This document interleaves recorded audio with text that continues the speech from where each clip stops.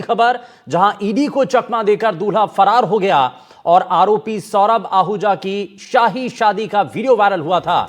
करीब 6 करोड़ में event company को ठेका दिया गया और शादी के कुछ ही घंटों बाद ईडी की रेड हो गई। आरोपी दूल्हा सौरभ आहूजा शादी छोड़कर के फरार बताया जा रहा है और आरोपी सौरभ 5 स्टार होटल में दरअसल चोरी छिपे शादी कर रहा था और महादेव बेटिंग ऐप मामले में बुधवार को रेड हुई थी। आरोपी पर पैसों का लेन देन का आरोप है और इसी को लेकर के दरअसल ईडी को चकमा देकर के दूल्हा जो है फरार हो जाता है और आरोपी सौरभ आहूजा की शाही शादी का यह वीडियो भी सामने आया। करीब 6 करोड़ रुपए में इवेंट कंपनी को ठेका दिया गया। शादी के कुछ ही घंटों बाद ईडी की रेड हो जाती है और आरोपी दूल्हा शादी छोड़ करके फरार हो जाता है, क्योंकि उसको पता था कि उसके ऊपर शिकंजा कसेगा, टीम उसको पकड़ेगी और इसीलिए जब उसको पता चलता है तो वो मौके से फरार हो जाता है। दीपक चावला हमारे संवाददाता जुड़ गए हैं।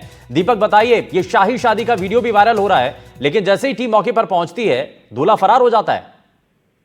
देखिए, बिल्कुल ये पूरा मामला जो है वो 3 दिन पुराना है। वीडियो अब सोशल मीडिया पर काफी ज्यादा वायरल हो रहा है। सौरभ आहूजा जो शख्स है, जो आप देख रहे हैं कि जो कि दूल्हा है, शादी कर रहा है, इसने 6 करोड़ रुपए फेयरमाउंट होटल जो दिल्ली रोड पर एक शाही होटल है, इस पे खर्च किए थे, इवेंट कंपनी को दिए थे। और ये ईडी की डिक्शनरी में, ईडी की लिस्ट में ये आरोपी था। जो महादेव बैटिंग ऐप है उसमें इसमें लेन देन का आरोप है। इसके साथ ही इसके पारिवारिक सदस्य पर भी आरोप है आपसी लेन देन का। और बैटिंग ऐप यानी कि जो सट्टे जुए से जुड़ा हुआ पूरा ये मामला है। तो ईडी की सूचना मिली थी कि जयपुर में है और इस तरह से फेयरमाउंट होटल में रुका हुआ है। इसके बाद ईडी की टीम जब मौके पर पहुंची तो अपनी शादी छोड़कर ये फरार हो गया था और अभी भी ये फरार है। ईडी की टीम इसकी तलाश कर रही है, इसके संभावित ठिकानों पर जो दबिश दे रही है। इसके साथ ही इसके फैमिली मेंबर से भी जो है पूछताछ की जा रही है कि कहाँ फरार हो सकता है। बहरहाल ये जो आरोपी है, इस पर लेन देन का बेहद एक बड़ा आरोप है। करोड़ों रुपए इसने जो है वो ब्लैक मनी इधर से उधर की है, कमाए हैं, धोखाधड़ी से कमाए हैं। तो ईडी इसकी तलाश कर रही है और इसका अब आप वीडियो देखेंगे तो एक अच्छा दीपक, एक सवाल ये भी है कि जब टीम पहले से वहां पर पहुंच रही थी और क्या वहां पर किसी तरीके से जानकारी मिल गई उसको, तभी तो वो वहां से फरार हो गया? देखिए, बिल्कुल जाहिर सी बात है। देखिए, 5 स्टार होटल है और अपने आप में एक बड़ा रिसोर्ट है, तो वहाँ गेट भी जो है वो बहुत सारे होते हैं और ईडी की टीम संभवतः जब घुसी होगी तो वहाँ लगभग 200-300 से अधिक रूम होते हैं, बड़ा होता है, तो कई सारे गेट होते हैं। वहां से ये फरार हो गया और जाहिर सी बात है कि सूचना जो है वो लीक हुई है। अब या तो ईडी की टीम जब अंदर एंटर हुई होगी तो इसको पता चल गया होगा, क्योंकि अब करोड़ों का आरोपी है तो शातिर तो होगा, शातिर है, इसलिए इसके मुखबिर जो है वो अलर्ट थे, इसको सूचना मिल गई और सूचना मिलते ही ये भाग गया। लेकिन ईडी की टीम इंटेलिजेंट है, कब तक ये उससे भागेगा, ईडी की टीम लगी हुई है। ईडी की टीम ने दावा किया है कि जल्द आरोपी सौरभ को गिरफ्तार किया जाए। ठीक है, बहुत शुक्रिया दीपक इस पर जानकारी देने के लिए। और टोंक से खबर है, जहां युवक की मौत पर बवाल हो गया है। दरअसल मौत को लेकर के प्रदर्शन जारी है और बजरी माफिया के ट्रैक्टर से एक युवक की मौत हो गई थी, जिसके बाद अब मुआवजा और नौकरी की मांग को लेकर के प्रदर्शन किया जा रहा है। कल पुलिसकर्मियों के साथ मारपीट हुई थी और बजरी से भरे ट्रैक्टर ने एक युवक को कुचल दिया था। यह मामला सामने आया था और इसके बाद काफी हंगामा हुआ, बवाल भी हुआ।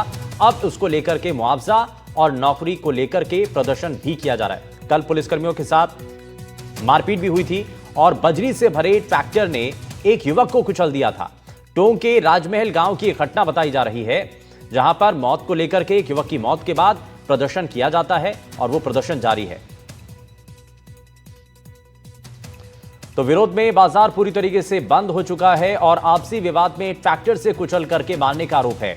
यानी कि ये भी इसके पीछे एक थ्योरी है कि पहले से उनका विवाद चल रहा था और विवाद की वजह से ही ट्रैक्टर से कुचल करके उस युवक को मौत के घाट उतार दिया गया। कई बार प्रशासन से बातचीत भी हुई है, लेकिन वो बेनतीजा रही। लेकिन अब इसके बाद क्योंकि प्रदर्शन किया जा रहा है, राजमहल के अंदर जितने स्कूल हैं वो बंद कर दिए गए हैं, बाजार पूरी तरीके से बंद कर दिए गए हैं और ट्रैक्टर से कुचलकर युवक की मौत के बाद अब सवाल उठ रहे हैं। टोंक जिले के राजमहल में पप्पू गुजर की ट्रैक्टर से कुचलकर हत्या के बाद बाजार बंद है और दुकानों पर जो है ताले लगे हैं। 36 घंटे से ज्यादा का जो वक्त हो चुका है। आप देख सकते हैं कि जिस बाजार में कभी रौनक हुआ करती थी, वहां शटर गिरे हुए हैं, लोग बैठे हैं, वहीं कुछ लोग प्रदर्शन स्थल पर पहुंचे हुए इन दुकानों पर लगे ताले इस बात का समर्थन कर रहे हैं कि कहीं ना कहीं जो है पूरा गांव जो है बजरी माफियाओं के आतंक से पीड़ित था। मेडिकल को छोड़ा गया है इससे, क्योंकि आवश्यक सेवाओं में मेडिकल आता है। लेकिन आप जहां तक नजर जा रही है, ये दुकानें जो तमाम जो है वो बंद हैं, शटर्स बंद हैं, कोई लोग आ जा ना रहा। अधिकतर लोग जो है गांव के जो है आंदोलन स्थल पर हैं। ये छतरी चौराहा है और आप देख सकते हैं कि जिस छतरी चौराहे पर जो है लोगों की भीड़ होती थी, आसपास के गांव के लोग आते थे, उस गांव में पसरा हुआ सन्नाटा इस बात को बिल्कुल साफ तौर पर कह रहा है कि इस पूरा गांव जो है कहीं ना कहीं बजरी माफियाओं के आतंक से पीड़ित है।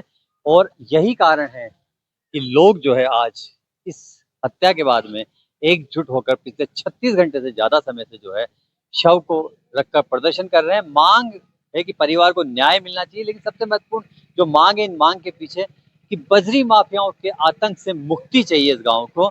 और यही कारण है कि आज गांव जो है उस परिवार के साथ है। अब देखने वाली बात होगी कि वार्ता की टेबल पर कब लोग जुटते हैं और कब सहमति बनती, कब शव उठता है और कब होता है उसका अंतिम संस्कार। कैमरामैन रोहित के साथ रविश टेलर, राजमहल, टोंक।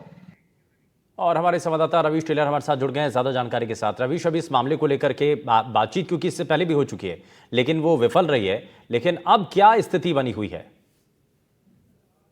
देखिए, 36 घंटे से ज्यादा का समय हो चुका है। मैं जहां मौजूद हूँ, मेरे पीछे ही जो है ग्रामीण सड़क पर बैठे हुए हैं 10 सदस्यीय वार्ता प्रतिनिधि मंडल जो है यहाँ से करीब 1 किलोमीटर दूर जो है एक ऑफिस के अंदर बैठा हुआ है।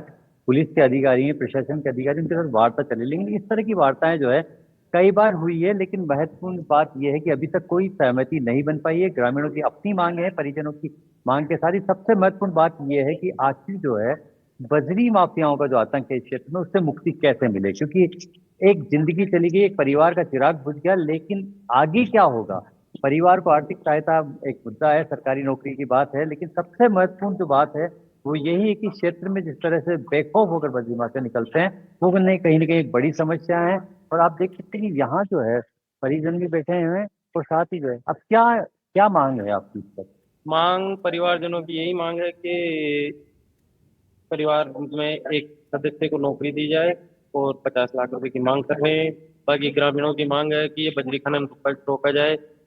जनता परेशान है, आए दिन बच्चे स्कूल जाने का टाइम हो गया है, सुबह से लेकर शाम तक निकलते नहीं है। शाम को टाइम खाना खा के या गाँव वाले घूमने निकलते हैं, वो निकल नहीं पाते हैं। सबको डर लगा रहता है कोई बजरी वाला ठोक ना जाए। मतलब एक राजमहल ग्राम एक ऐसा ग्राम है कि इसमें डर के जीना पड़ता है। 36 घंटे हो गए शव यहाँ रखा हुआ है, प्रशासन क्या कह रहा है आपको? सर, प्रशासन अब तक कोई सुध नहीं ले रहा है। आता है, बात करता है, वो अपनी जब परिजन अपनी मांग रखते हैं, गांव वाले मांग रखते हैं, वो मांग पूरी नहीं कर पा रहे हैं। आते हैं, चले जाते हैं और बाहर बुला बुला के बात कर रहे हैं। कभी देवली बुलाते हैं, कभी बाहर बुलाते हैं। बाकी यहाँ धरना स्थल पर बैठकर अब तक कोई बात नहीं की गई है।